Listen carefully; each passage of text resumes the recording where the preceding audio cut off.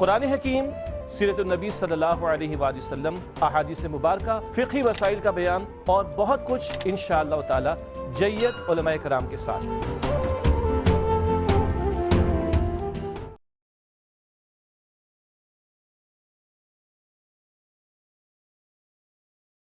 بسم اللہ الرحمن الرحیم، الحمدللہ رب العالمین والصلاة والسلام علی سید الانبیاء والمرسلین والعاقبۃ للمتقین، اما بعد فاعوذ باللہ من الشیطان الرجیم، بسم اللہ الرحمن الرحیم، الذین آمنوا وکانوا یتقون۔ معزز سامعین و ناظرین، حضور سیدنا غوث اعظم رضی اللہ تعالیٰ عنہ کی سیرت مبارکہ کے حوالے سے آج تیسری نشست میں ہم حاضر ہیں۔ اس سے پہلے جو 2 مجالس ہو چکی ہیں ان میں ہم نے قرآن و احادیث کی روشنی میں مرتبہ ولایت کو سمجھنے کی کوشش کی ہے اور درمیان اولیاء حضور سیدنا غوث اعظم رضی اللہ عنہ کا مقام اور مرتبہ کیا ہے اس کی وضاحت کی گئی۔ آج آپ کی حیات مبارکہ کے حوالے سے،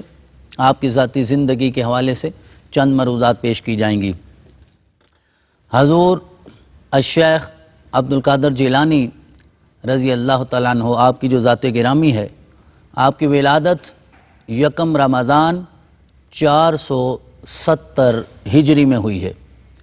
470 ہجری میں آپ کی ولادت ہوتی ہے اور یہ تقریباً 17 مارچ 1078 عیسوی بنتا ہے۔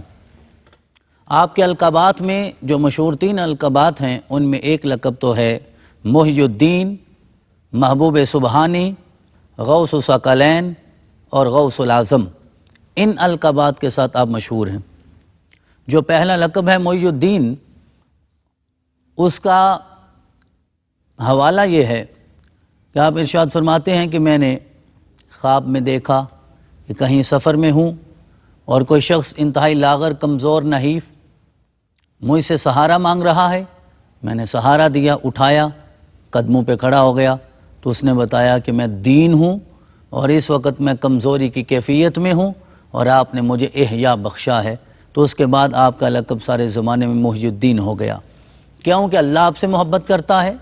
جبریل آپ سے محبت کرتا ہے، اہل آسماں آپ سے محبت کرتے ہیں، اہل زمین آپ سے محبت کرتے ہیں، لہذا ساری دنیا آپ کو محی الدین کے لقب سے یاد کرتی ہے۔ اور اگر دیکھا جائے تو اپنے مذہب فقہ کے اعتبار سے آپ سنی حنبلی طریقہ کار کے ساتھ تعلق رکھنے والے اہم صوفی شیخ ہیں اور سلسلہ قادریہ کے آپ کو بانی سمجھا جاتا ہے۔ آپ کا سلسلہ نسب اس سے اعلیٰ سلسلہ نسب اور کیا ہو سکتا ہے؟ حضرات گرامی، ایک لمحے کے لیے سوچئے کہ کیا نسب کا سلسلہ قائم کرنے میں کوئی انسان کا اپنا اختیار ہوتا ہے کہ وہ کہاں پیدا ہوگا، کہاں پیدا نہیں ہوگا، کون سا خاندان اس کے ساتھ نسبت پائے گا، کون سا خاندان نہیں پائے گا؟ یہ کوئی اپنا اختیار ہو سکتا ہے؟ یہ تو اللہ کا اختیار ہے۔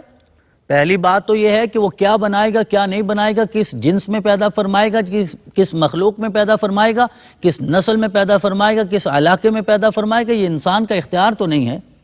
پیدائش تو انسان کا اختیار نہیں، موت تو انسان کا اختیار نہیں ہے۔ پیدائش اور موت کے درمیان جتنا وقفہ ہے اس میں میرا رب اختیار دیتا ہے، ہدایت دیتا ہے، علم دیتا ہے، شعور دیتا ہے، دھڑکنے والا دل دیتا ہے، سننے والی سماعتیں دیتا ہے، بولنے والی زبان دیتا ہے۔ اس میں تو انسان اختیار رکھتا ہے کہ زندگی کو خیر کے راستے پہ چلائے گا یا شر کے راستے پہ چلائے گا۔ نسب کیا ہوگا یہ تو انسان کا اختیار نہیں ہے، لیکن میرے رب نے حضور سیدنا الشیخ عبدالقادر جیلانی رضی اللہ عنہ کو اتنا اعلیٰ نسب عطا فرمایا کہ آپ سید تو ہیں، میرے اور آپ کے نبی جناب محمد رسول اللہ صلی اللہ علیہ وسلم کی مبارک نسل سے تو ہیں، لیکن میرے رب نے آپ کو حسنی بھی بنایا ہے اور حسینی بھی بنایا ہے۔ اپنے والد محترم کے اعتبار سے سلسلہ نسب جو پیدری ہے اس اعتبار سے آپ حسنی ہیں، اور جو سلسلہ نسب مادری ہے اپنی والدہ محترمہ کے اعتبار سے حضرت السید عبداللہ الصومعی رضی اللہ تعالیٰ عنہ جو آپ کے نانا جان ہیں، اس اعتبار سے آپ کا جو سلسلہ نسب ہے وہ حسینی ہے۔ تو یہ حسنی اور حسینی سید ہونے کا اعزاز میرے رب نے آپ کو عطا فرمایا ہے۔ اب وہ 11-12 واسطوں سے جو سلسلہ چلتا ہوا حضرت حیدر کرار شیر خدا تاجدار حل عطا مولا کائنات تک پہنچتا ہے، وہ آپ کی خدمت میں عرض کرنا چاہوں گا یہ تو نام ہی اتنے مبارک ہیں کہ نام لینے سے زبانیں پاک ہو جاتی ہیں، تو جن کا یہ سلسلہ نسب ہے ان کی شان کیا ہوگی۔ آپ کے والد گرامی جن کا نام حضرت ابو صالح موسیٰ جنگی دوست ہے، آپ کے دادا جناب عبداللہ، پھر ان کے والد محترم حضرت سید یحییٰ زاہد، ان کے والد محترم حضرت سید محمد، پھر ان کے والد محترم حضرت سید داؤد، پھر ان کے والد محترم حضرت سید موسیٰ ثانی، پھر ان کے والد محترم ان کا نام ہی حضرت سید موسیٰ، پھر ان کے والد محترم حضرت سید عبداللہ ثانی بن سید عبداللہ المحض بن سید حسن المثنی بن سیدنا امام حسن المجتبی بن سیدنا علی کرم اللہ وجہہ الکریم۔ یہ 11 اور 12 واسطوں ذرا اندازہ کیجئے، یہ کتنا مبارک واسطہ ہے، کتنا مبارک سلسلہ ہے نسب کا۔ جب نسب کا سلسلہ جو انسان کا اختیار نہیں ہے، اللہ کا انتخاب ہے، اللہ نے اتنا بہترین انتخاب آپ کے لیے فرمایا ہے، تو پھر حسب کے اعتبار سے بھی آپ نے اپنے رب کو بھی راضی کیا ہے، اپنے رسول کو بھی راضی کیا ہے، اور اپنے اجداد کو بھی راضی کیا ہے۔ سادات کا جو یہ سلسلہ نسب ہے، یہ یقیناً میرے اور آپ کے آقا جناب محمد رسول اللہ کی نسبت سے ہے، نانا کی نسبت سے ہے۔ کائنات کا واحد نسبی خاندان ہے کہ جس کی اصل نسبت اپنے دادا کے اعتبار سے نہیں ہے، اپنے نانا کے اعتبار سے ہے۔ اور اپنی والدہ محترمہ خاتون جنت حضرت سیدہ طیبہ طاہرہ ظاہرہ حضرت فاطمہ رضی اللہ تعالیٰ عنہا وسلام اللہ علیہا کی نسبت سے ہے، تو اللہ رب العزت نے یہ مقام بھی آپ کو عطا فرمایا۔ اور والدہ محترمہ اور آپ کی اپنی والدہ کا نام بھی فاطمہ ہے، اس اعتبار سے آپ کا سلسلہ نسب جو ہے، جو مادری بنتا ہے، وہ حضرت امام حسین علیہ السلام تک پہنچتا ہے۔ حضرت امام جواد سے، حضرت امام تقی سے ہوتا ہوا حضرت امام علی الرضا پہ، پھر حضرت امام موسیٰ کاظم پہ، پھر حضرت امام جعفر صادق پہ، پھر حضرت امام باقر پہ، پھر حضرت امام زین العابدین پہ، اور پھر حضرت امام حسین علیہ السلام پہ، اور پھر حسین علیہ السلام سے مولا کائنات شیر خدا تک یہ پہنچتا ہے۔ آپ کی پیدائش سے پہلے یہ وہ ہستی ہے کہ جس کی پیدائش سے پہلے اکابرین اسلام نے آپ کی آمد کی خوشخبری اس امت کو دی تھی، اور بتایا تھا ایک وہ ہستی آنے والی ہے جو دین کو احیاء دے گی، دین کی تجدید ہوگی، دین کو دوبارہ زندگی ملے گی۔ حضرت شیخ عبد القادر جیلانی رضی اللہ تعالیٰ عنہ کی ولادت سے تقریباً 6 سال قبل حضرت شیخ ابو احمد عبداللہ بن علی بن موسیٰ نے فرمایا تھا کہ میں گواہی دیتا ہوں کہ ان قریب ایک ایسی ہستی آنے والی ہے جس کی زبان پہ یہ فرمان ہوگا، قدمی ھذا علی رقبۃ کل ولی اللہ، کہ میرا یہ قدم ہر اللہ کے ولی کی گردن پر ہے۔ یہ 6 سال ولادت سے پہلے 470 ہجری میں ولادت ہوتی ہے، تو 464 ہجری میں 6 سال پہلے جناب عبداللہ یہ بشارت دے رہے ہیں کہ ایک ایسی ہستی تشریف لانے والی ہے کہ جن کی زبان پہ یہ الفاظ ہوں گے، یعنی ولایت تکوینی کا جو پچھلی نشست میں نے عرض کیا تھا، ایک تشریعی ولایت ہوتی ہے جو بہت سارے اولیاء کو نصیب ہوتی ہے، آج کے زمانے میں بھی ہوتی ہے، لیکن جو صاحب تکوین ولی ہوتا ہے وہ سارے نہیں ہوتے، لیکن حضور غوث اعظم کو میرے رب نے یہ مقام عطا فرمایا ہے، اور اسی شان تکوین کا مظہر ہونے کی وجہ سے آپ کو غوث اعظم کہا جاتا ہے۔ تو آپ یہ ارشاد فرمائیں گے، ولادت سے 6 سال پہلے یہ بتا دیا گیا تھا کہ قدمی ھذا علی رقبۃ کل ولی اللہ، یعنی جو بھی آپ کی نسبت کو پائے گا، آپ کے نقش قدم پہ آئے گا، آپ کے قدمین کو اپنی گردن پہ محسوس کرے گا، میرا رب اسے ولایت کا مقام عطا فرما دے گا۔ ایک اور ہستی ہیں، ان کا نام ہے حضرت شیخ عقیل رحمت اللہ علیہ۔ آپ سے پوچھا گیا کہ آپ کے اپنے زمانے کے کتب کون ہیں، تو آپ نے ارشاد فرمایا ہمارے زمانے کا جو کتب ہے، کیونکہ ولایت کی مختلف اقسام ہوتی ہیں، اغواس یعنی غوث بھی ہوتے ہیں، ابدال ہوتے ہیں، اقطاب یعنی کتب بھی ہوتے ہیں، مختلف درجے اوتاد ہوتے ہیں۔ پوچھا گیا اس زمانے کا کتب کون ہے، تو آپ نے فرمایا ہمارے زمانے کا جو کتب ہے وہ تو مدینہ منورہ میں پوشیدہ ہے، اور سوائے اللہ کے اولیاء کے انہیں کوئی اور نہیں جانتا۔ پھر آپ سے جب دوبارہ سوال کیا گیا تو آپ نے عراق کی طرف اشارہ کر کے فرمایا کہ عراق سے ایک اجمی نوجوان ظاہر ہوگا، اور ان قریب ظاہر ہوگا، اور وہ پھر بغداد میں واز کیا کرے گا، لاکھوں لوگ اس کا واز سنا کریں گے۔ کتب تو مدینہ منورہ میں پوشیدہ ہے، لیکن اسے میرا رب غوثیت کا مقام عطا فرمائے گا، اور پھر اس کی زبان پہ یہ اعلان ہوگا جو میرے رب کی شان تکوین کا اظہار ہوگا کہ آپ یہ ارشاد فرمائیں گے قدمی ھذا علی رقبۃ کل ولی اللہ، کہ میرا یہ قدم تمام اولیاء اللہ کی گردن پر ہے۔ تو یہ آپ کی آمد سے